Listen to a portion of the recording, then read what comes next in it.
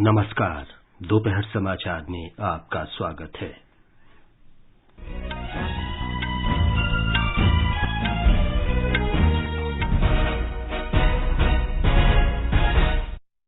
राष्ट्रपिता महात्मा गांधी और पूर्व प्रधानमंत्री लाल बहादुर शास्त्री की जयंती पर राष्ट्र उन्हें श्रद्धांजलि अर्पित कर रहा है।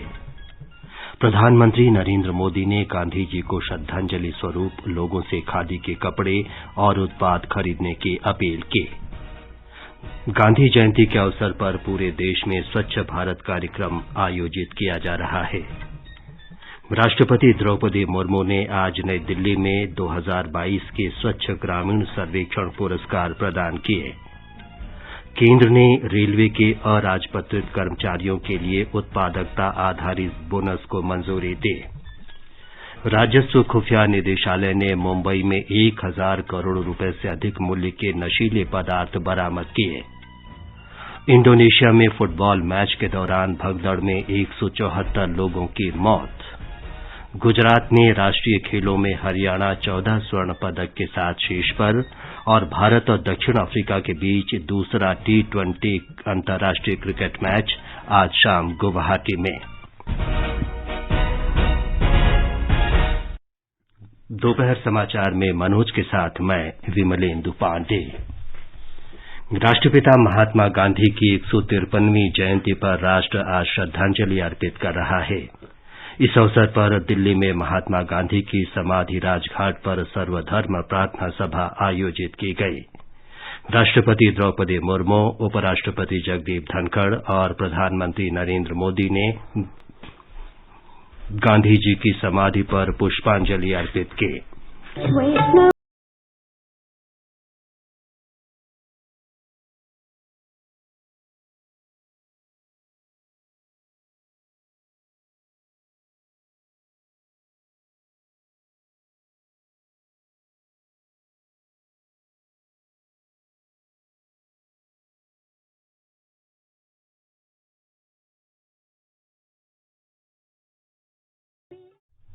राज्यसभा में विपक्ष के नेता मल्लिकार्जुन खड़गे, कांग्रेस अध्यक्ष सोनिया गांधी और कई केंद्रीय मंत्रियों ने गांधी जी को श्रद्धांजलि अर्पित की। राष्ट्रपति, उपराष्ट्रपति और प्रधानमंत्री विजय घाट भी गए और पूर्व प्रधानमंत्री लाल बहादुर शास्त्री की समाधि पर पुष्पांजलि अर्पित की। प्रधानमंत्री नरेंद्र मोदी ने राष्ट्रपिता महात्मा गांधी की जयंती पर श्रद्धांजलि अर्पित करते हुए कहा कि अमृतकाल में गांधी जयंती का महत्व और बढ़ गया है।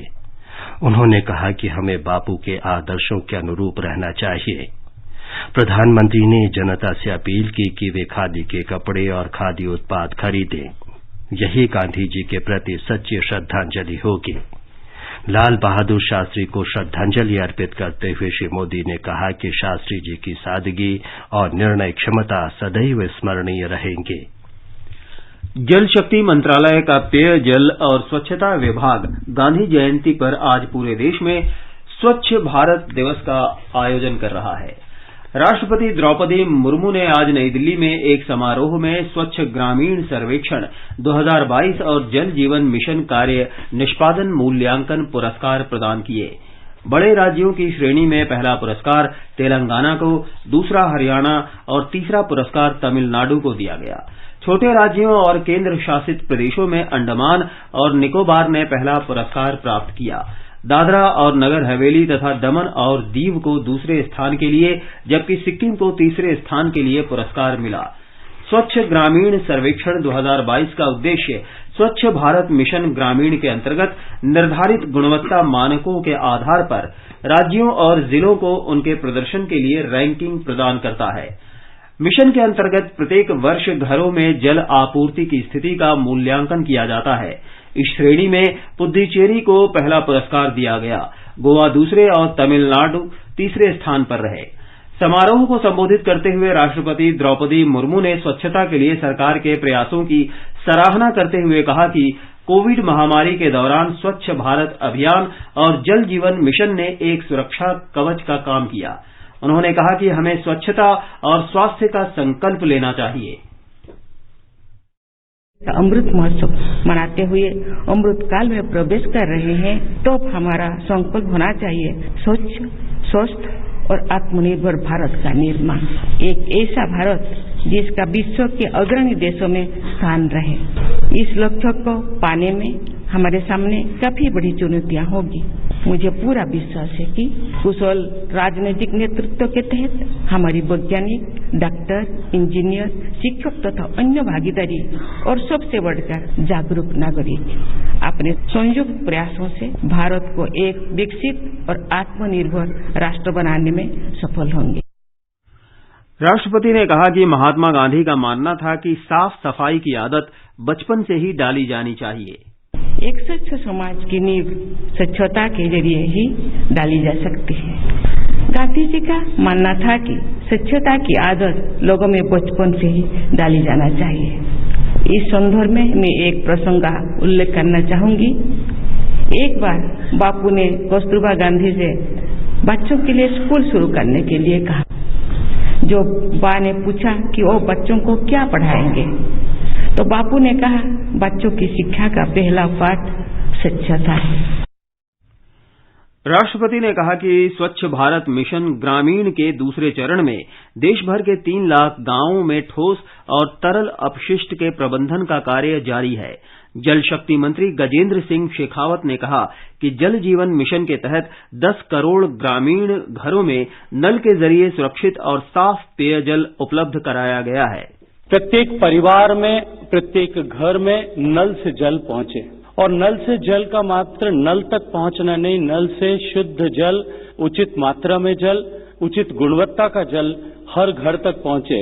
इस यात्रा पर हम बहुत तेज गति के साथ में काम कर रहे हैं और 3 साल के लगभग कालखंड में हम 3 करोड़ 23 लाख की संख्या से बढ़कर के आज 10 करोड़ 23 लाख की संख्या को पार कर चुके हैं। 7 करोड़ से ज्यादा कनेक्शन घर में पहुंचा चुके हैं। इंदौर लगातार छठी बार देश का सर्वाधिक स्वच्छ शहर घोषित किया गया है। केंद्र के ताजा वार्षिक स्वच्छता सर्वेक्षण के अनुसार सूरत दूसरे स्थान पर बना हुआ है।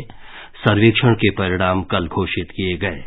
हमारे संवाददाता ने बताया है कि विजयवाड़ा की जगह नवी मुंबई तीसरे स्थान पर आ गया है। इस वर्ष के स्वच्छ सर्वेक्षण पुरस्कार में सर्वश्रेष्ठ प्रदर्शन करने वाले राज्यों में मध्य प्रदेश पहले स्थान पर है, छत्तीसगढ़ को दूसरा और महाराष्ट्र को तीसरा स्थान मिला है। राष्ट्रपति द्रौपदी मुर्मू ने कल स्वच्छ सर्वेक्षण पुरस्कार प्रदान किए। केंद्रीय आवासन और शहरी कार्य मंत्री हरदीप सिंह पुरी भी इस अवसर पर उपस्थित थे। राष्ट्रपति ने सभी से और विशेषकर युवाओं से इस अभियान में भाग लेने और समाज में स्वच्छता के बारे में जागरूकता बढ़ाने का अनुरोध किया। 1 लाख से कम जनसंख्या वाले शहरों में महाराष्ट्र के पंचगनी को पहला स्थान मिला है, छत्तीसगढ़ में पाटन दूसरे और महाराष्ट्र में करहड़ तीसरे स्थान पर है। गंगा तट पर बसे 1 लाख से अधिक आबादी वाले शहरों में हरिद्वार को सर्वाधिक स्वच्छ घोषित किया गया है। वाराणसी दूसरे और ऋषिकेश तीसरे स्थान पर है। समाचार कक्ष से कुमार राधारमण। महाराष्ट्र के उप मुख्यमंत्री देवेंद्र फडणवीस आज गांधी जयंती पर राज्य में वंदे मातरम कार्यक्रम का शुभारंभ करेंगे।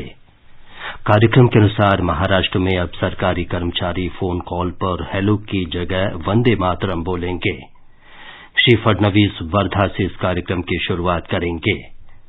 महाराष्ट्र के संस्कृति मंत्री सुधीर मुनगंटीवार ने कहा कि वंदे मातरम नारा मात्र नहीं है, बल्कि इसके साथ गौरवपूर्ण इतिहास जुड़ा है।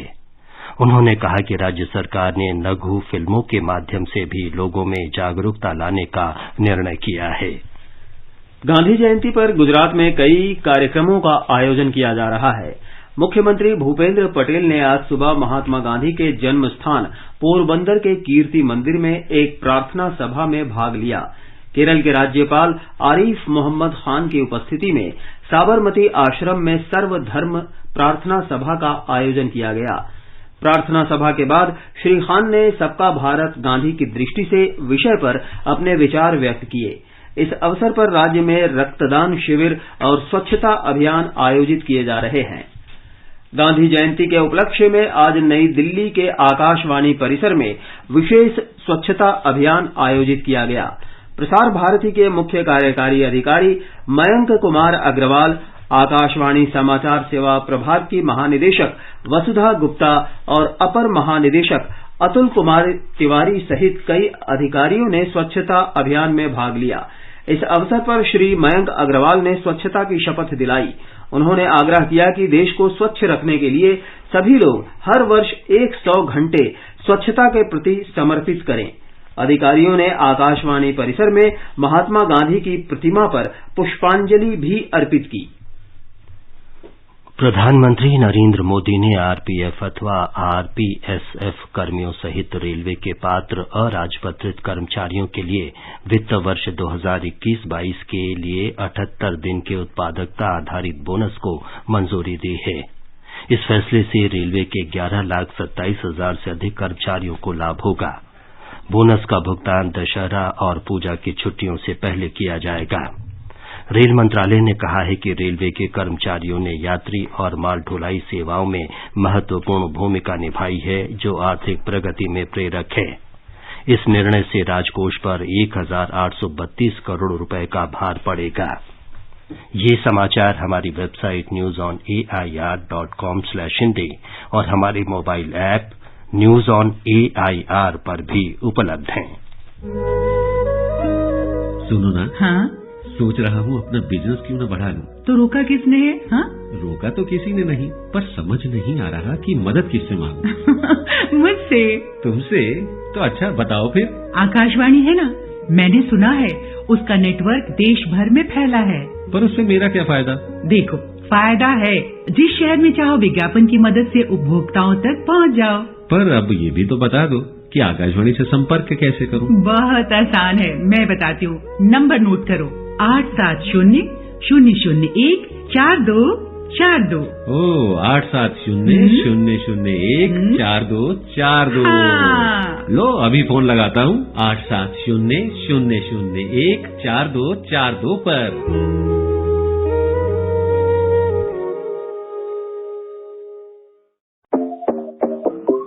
देश भर में धूम मचाए ज्ञान का ये उपहार।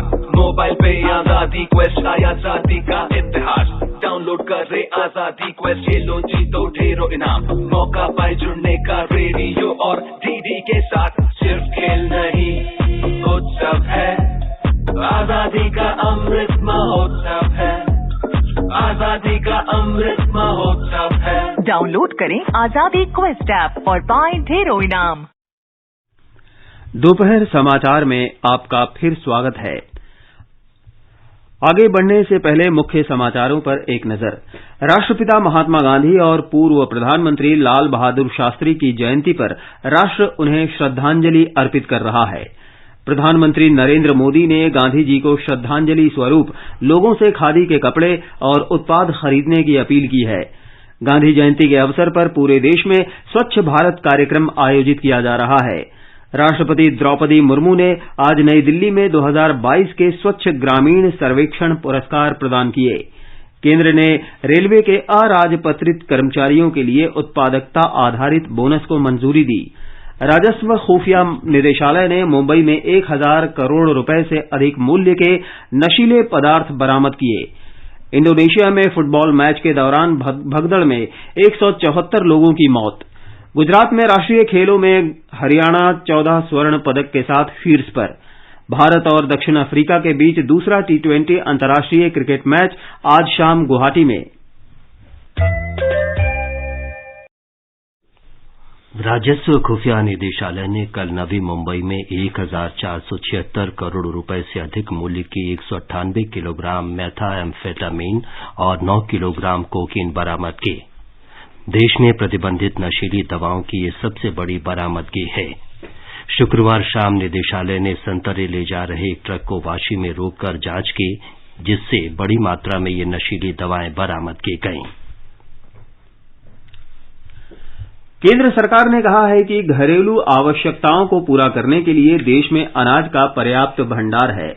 उपभोक्ता मामले, खाद्य और सार्वजनिक वितरण मंत्रालय ने बताया कि वो गेहूं और चावल सहित आवश्यक वस्तुओं के मूल्य की नियमित रूप से समीक्षा कर रहा है और जहां भी आवश्यकता होती है सुधारात्मक उपाय किए जाते हैं। मंत्रालय ने बताया कि गेहूं और चावल के खुदरा और थोक मूल्यों में कमी आई है तथा गेहूं के आटे की कीमत पिछले सप्ताह के दौरान स्थिर रही। केंद्र ने किसी भी तरह की मूल्य वृद्धि से बचने के लिए कदम उठाए हैं और गेहूं तथा चावल के मामले में निर्यात संबंधी विनियम लागू किए गए हैं। कीमतों पर काबू पाने और कमजोर वर्गों को किसी भी कठिनाई से बचाने के लिए प्रधानमंत्री गरीब कल्याण अन्न योजना 3 महीने के लिए आगे बढ़ा दी है। गृह मंत्री अमित शाह कल जम्मू कश्मीर की 3 दिन की यात्रा पर जाएंगे। यात्रा के दौरान अमित शाह श्री माता वैष्णो देवी की पूजा अर्चना करेंगे। वे 2 जनसभाओं को भी संबोधित करेंगे। गृह मंत्री सुरक्षा की स्थिति और विकास कार्यों की उच्च स्तरीय समीक्षा बैठक की अध्यक्षता करेंगे। श्री शाह कश्मीर घाटी में जम्मू कश्मीर वक्फ बोर्ड द्वारा बनाए जा रहे कैंसर अस्पताल की आधारशिला रखेंगे। बिहार के कृषि मंत्री सुधाकर सिंह ने पद से इस्तीफा दे दिया है। उन्होंने अपना त्यागपत्र उप मुख्यमंत्री तेजस्वी यादव को सौंपा। कानून मंत्री कार्तिकेय सिंह के बाद नीतीश मंत्रिमंडल से इस्तीफा देने वाले वे दूसरे मंत्री हैं। सुधाकर सिंह ने हाल ही में कृषि विभाग में भ्रष्टाचार का मुद्दा उठाया था। कानपुर में तीर्थयात्रियों को ले जा रहे एक वाहन के दुर्घटनाग्रस्त होने से 26 लोगों की मृत्यु हो गई। ये घटना कल शाम घाटमपुर के साध क्षेत्र में हुई। श्रद्धालु उन्नाव के चंद्रिका देवी मंदिर से दर्शन करके एक ट्रैक्टर ट्रॉली में लौट रहे थे। प्रधानमंत्री नरेंद्र मोदी ने दुर्घटना पर दुख व्यक्त किया है। उन्होंने कहा कि प्रत्येक मृतक के निकट परिजनों को प्रधानमंत्री सहायता कोष से 2-2 लाख रुपए और घायलों को 50-50 हजार रुपए दिए जाएंगे। मुख्यमंत्री योगी आदित्यनाथ ने भी मृतकों के परिवारों को 2-2 लाख रुपए की सहायता राशि की घोषणा की है। जम्मू कश्मीर के शोपियां जिले में आज सुबह सुरक्षा बलों से मुठभेड़ में एक आतंकी मारा गया। उसका संबंध लश्कर ए तैयबा से बताया गया है। उसके पास से आपत्तिजनक सामग्री, AK-47 राइफल सहित हथियार और गोला बारूद बरामद किया गया। कश्मीर के अपर पुलिस महानिदेशक विजय कुमार ने बताया कि ये आतंकी हिंसा की कई घटनाओं में शामिल था। विदेश मंत्री डॉक्टर सुब्रमण्यम जयशंकर ने कहा कि अंतर्राष्ट्रीय स्तर पर भारत की कूटनीति ने आतंकवाद के प्रति दुनिया का नजरिया बदला है। वडोदरा में कल एक कार्यक्रम में डॉक्टर जयशंकर ने कहा कि भारत आतंकवाद के विरुद्ध संघर्ष में विश्व का समर्थन जुटाने में सफल रहा है। उन्होंने कहा कि पहले अन्य देश ये सोचकर इस विषय की अनदेखी करते थे कि वे इस समस्या से अछूते रहेंगे, लेकिन आज आतंकवाद को शह देने वालों पर दबाव है। डॉक्टर जयशंकर ने कहा कि आतंकवाद को सबसे अधिक बढ़ावा पाकिस्तान ने दिया है। हम IT के एक्सपर्ट हैं, इंफॉर्मेशन टेक्नोलॉजी के, वो इंटरनेशनल टेररिस्ट के एक्सपर्ट। अब उनके यहाँ और सालों से ये चल रहा है कि हम इसका सामना कैसे, और इसमें जो है दुनिया को हम समझा पाए कि आतंकवाद जो है, कभी आप ये नहीं समझिए कि आतंकवाद राजनीति है या कूटनीति है। आतंकवाद आतंकवाद है। आज हमारे खिलाफ किया जा रहा है, कल आपके खिलाफ ये होगा। स्वास्थ्य मंत्रालय ने बताया है कि राज्य सरकारों और केंद्र शासित प्रदेशों को अब तक 203 करोड़ 45 लाख से अधिक कोविड रोधी टीके उपलब्ध कराए गए हैं। इनमें से 2 करोड़ 19 लाख से अधिक टीके अब भी राज्यों और केंद्र शासित प्रदेशों के पास मौजूद हैं। राष्ट्रव्यापी कोविड टीकाकरण अभियान के अंतर्गत अब तक 218 करोड़ 75 लाख से अधिक टीके लगाए जा चुके हैं। कल 6,90,000 से अधिक टीके लगाए गए। ये समाचार आकाशवाणी से प्रसारित किए जा रहे हैं। ताजा समाचार जानने के लिए आप हमारे Twitter handle @AIR News Hindi को फॉलो कर सकते हैं। आकाशवाणी आपके लिए लेकर आया है कार्यक्रम एक कदम और बुजुर्गों के लिए, हर रविवार रात 9:30 बजे FM गोल्ड पर। रविवार 2 अक्टूबर को प्रसारित होने वाले कार्यक्रम का विषय है पर्यावरण संरक्षण में बुजुर्गों का योगदान।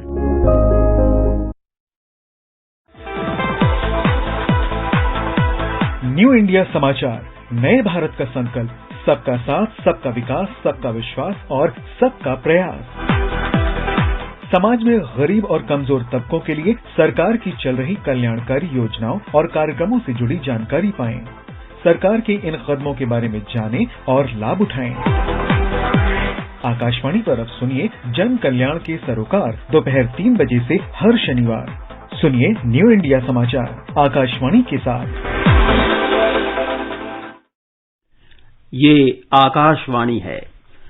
भारत का सबसे बड़ा लोक सेवा प्रसारक आकाशवाणी समाचार आजाद भारत की बात आकाशवाणी के साथ श्रृंखला में स्वतंत्रता के 75 वर्ष पूरे होने का उत्सव मना रहा है। इस कार्यक्रम में आकाशवाणी के माध्यम से जीवन के विभिन्न क्षेत्रों में स्वतंत्रता के बाद भारत की विकास यात्रा के बारे में जानकारी प्रदान की जाती है। आज की कड़ी में बात करेंगे स्वच्छ भारत मिशन के बारे में।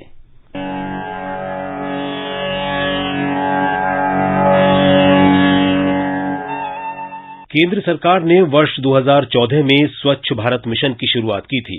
खुले में शौच से मुक्ति और ठोस अपशिष्ट प्रबंधन में सुधार के उद्देश्य से इस राष्ट्रव्यापी अभियान को शुरू किया गया था। अभियान का पहला चरण अक्टूबर 2019 तक चला। पहले चरण के अधूरे कार्यों को पूरा करने के लिए दूसरा चरण 2020-21 से 2024-25 के बीच लागू किया जा रहा है। प्रधानमंत्री नरेंद्र मोदी ने 2 अक्टूबर 2014 को स्वच्छ भारत मिशन का शुभारंभ करते हुए कहा था कि इस अभियान का उद्देश्य 2 अक्टूबर 2019 तक स्वच्छ भारत की परिकल्पना को साकार करना है। श्री मोदी ने कहा था कि महात्मा गांधी को उनकी 150वीं जयंती पर एक स्वच्छ भारत सबसे अच्छी श्रद्धांजलि होगी। 2019 महात्मा गांधी की 150वीं जयंती हम मनाने वाले हैं और महात्मा गांधी की 150वीं जयंती स्वच्छ भारत को हमें उन्हें अर्पित करना है। महात्मा गांधी को 150वीं जयंती पर इससे बड़ी कोई श्रद्धांजलि नहीं हो सकती। प्रधानमंत्री नरेंद्र मोदी ने इंडिया गेट पर स्वच्छता प्रतिज्ञा का नेतृत्व किया, जिसमें देश भर के करीब 30 लाख सरकारी कर्मचारी शामिल हुए। स्वच्छता के लिए जन आंदोलन का नेतृत्व करते हुए श्री मोदी ने लोगों से महात्मा गांधी के स्वच्छ और स्वस्थ भारत के स्वप्न को साकार करने का आह्वान किया। महात्मा गांधी कहा करते थे कि स्वच्छता में ही ईश्वर का वास होता है। ऐसा मानकर हर एक आदमी बैठे कि हम अगर साफ रखें अपना मकान को, अपना देह को, अपना आत्मा को, तो इसे सब साफ ही रखेंगे और उसका नतीजा ये आता है कैसे वो बताने की जरूरत नहीं। इसलिए मैं कहूँगा वो जो बहन पूछती है ऐसे सबको कि अगर आप ये सचमुच सेवा करना चाहते हैं, सेवा भाव से, नाम के लिए नहीं और सेवा ही करने के लिए, तो पीछे आपके लिए बहुत बड़ा क्षेत्र सिर्फ दिल्ली नहीं पड़ा। मुझको कोई बताने की आवश्यकता नहीं। आम लोगों की भागीदारी से स्वच्छता अभियान एक राष्ट्रीय आंदोलन में बदल गया है। स्वच्छ भारत मिशन के अंतर्गत सभी गांवों, ग्राम पंचायतों, जिलों, राज्यों और केंद्र शासित प्रदेशों ने ग्रामीण भारत में 10 करोड़ से अधिक शौचालयों का निर्माण करके 2 अक्टूबर 2019 तक स्वयं को खुले में शौच मुक्त यानी ODF घोषित किया। लोग खुले में शौच मुक्त व्यवहार बनाए रखें और ठोस तथा तरल अपशिष्ट प्रबंधन सुविधाएं सर्वसुलभ हों, इसे सुनिश्चित करने के लिए स्वच्छ भारत मिशन ग्रामीण के रूप में ये अभियान दूसरे चरण में प्रवेश कर गया है। स्वच्छ भारत मिशन ग्रामीण के दूसरे चरण के तहत ODF प्लस गतिविधियों का उद्देश्य खुले में शौच मुक्त व्यवहार पर जोर देना और गांवों में ठोस तथा तरल कचरे के सुरक्षित प्रबंधन पर ध्यान केंद्रित करना है। स्वच्छ भारत मिशन शहरी के दूसरे चरण में शहरों को पूरी तरह से कचरा मुक्त बनाने का लक्ष्य रखा गया है। स्वच्छ भारत अभियान की इस यात्रा में एक मिशन, सम्मान, गरिमा और मातृभूमि के प्रति अप्रतिम प्यार दिखाई देता है। समाचार कक्ष से विशाल शर्मा।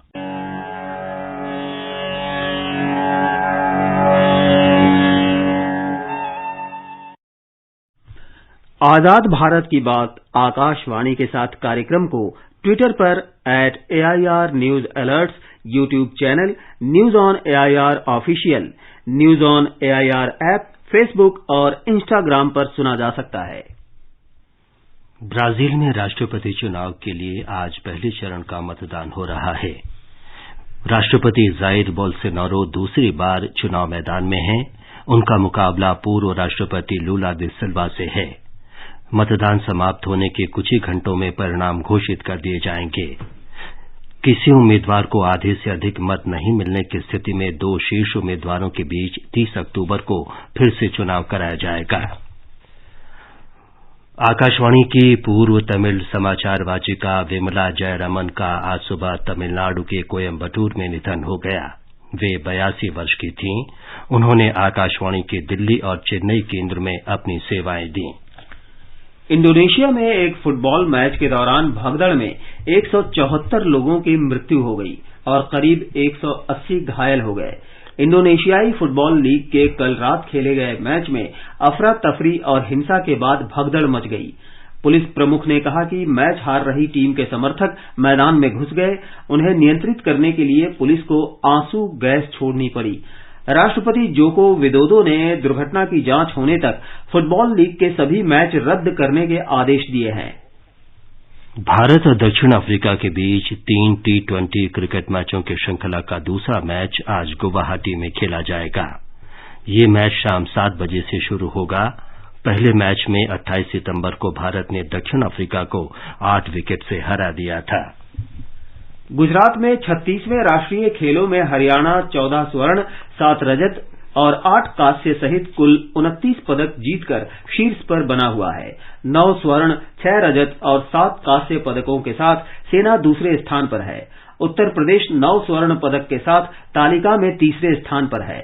महिलाओं की पोल वॉल्ट स्पर्धा में तमिलनाडु की रोजी मीना पॉल राज ने कल 4.2 मीटर छलांग लगाकर नया राष्ट्रीय रिकॉर्ड बनाया। आज का संस्कृति संदेश समर्पित है राजा रवि वर्मा को।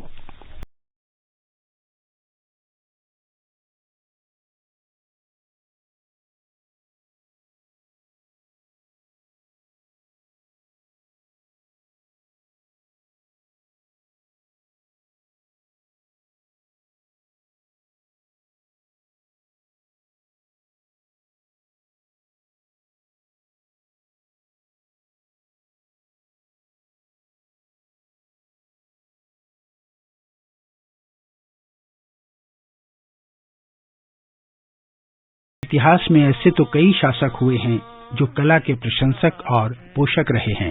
भारत के राजा रवि वर्मा ऐसे अनोखे शासक हुए जिन्होंने अपने हाथों से कालजयी कलाकृतियों का सृजन किया। देश के वे ऐसे पहले राजसी कलाकार थे जिन्होंने भारतीय साहित्य और संस्कृति के पात्रों का चित्रण अपने हाथों से किया। उनके चित्रों की सबसे बड़ी विशेषता ये रही कि ये हिंदू महाकाव्यों और धर्म ग्रंथों पर बनाए गए। राजा रवि वर्मा का जन्म 29 अप्रैल 1848 को केरल के एक छोटे से शहर किलीमानूर में हुआ। 5 वर्ष की आयु में ही उन्होंने अपने घर की दीवारों पर चित्र बनाना आरंभ कर दिया था। बाद में चित्रकला के विभिन्न आयामों में दक्षता के लिए उन्होंने तिरुवनंतपुरम, मैसूर, बड़ौदा और देश के अन्य भागों की यात्रा की। चित्रकला की शिक्षा उन्होंने मदुरई के चित्रकार अलाग्री नायडू तथा भारत भ्रमण पर आए विदेशी चित्रकार थियोडोर जेनसन से भी पाई। श्री वर्मा की चित्रकला में दोनों शैलियों का सम्मिश्रण दिखाई देता है। उन्होंने लगभग 30 वर्ष भारतीय चित्रकला की साधना में लगाए। मुंबई में लिथोग्राफ प्रेस खोलकर उन्होंने अपने चित्रों का प्रकाशन किया। विदेशों में भी उनकी कृतियों का स्वागत हुआ। पौराणिक वेशभूषा के सच्चे स्वरूप के अध्ययन के लिए उन्होंने खूब देशाटन किया। जिंदगी भर लोगों की जिंदगी में रंग भरने वाले राजा रवि वर्मा का अपना जीवन एक दिन बेनूर हो गया और 58 साल की उम्र में 2 अक्टूबर 1906 को उनका देहांत हो गया। बाद में फिल्म निर्माता केतन मेहता ने राजा रवि वर्मा के जीवन पर एक फिल्म बनाई जो हिंदी और अंग्रेजी में है। अंग्रेजी में फिल्म का नाम कलर ऑफ पैशंस और हिंदी में फिल्म का नाम रंग रसिया है। अंत में मुख्य समाचार एक बार फिर। राष्ट्रपिता महात्मा गांधी और पूर्व प्रधानमंत्री लाल बहादुर शास्त्री की जयंती पर राष्ट्र उन्हें श्रद्धांजलि अर्पित कर रहा है। प्रधानमंत्री नरेंद्र मोदी ने गांधी जी को श्रद्धांजलि स्वरूप लोगों से खादी के कपड़े और उत्पाद खरीदने की अपील की। गांधी जयंती के अवसर पर पूरे देश में स्वच्छ भारत कार्यक्रम आयोजित किया जा रहा है। राष्ट्रपति द्रौपदी मुर्मू ने आज नई दिल्ली में 2022 के स्वच्छ ग्रामीण सर्वेक्षण पुरस्कार प्रदान किए। केंद्र ने रेलवे के अराजपत्रित कर्मचारियों के लिए उत्पादकता आधारित बोनस को मंजूरी दी। राजस्व खुफिया निदेशालय ने मुंबई में 1000 करोड़ रुपए से अधिक मूल्य के नशीले पदार्थ बरामद किए।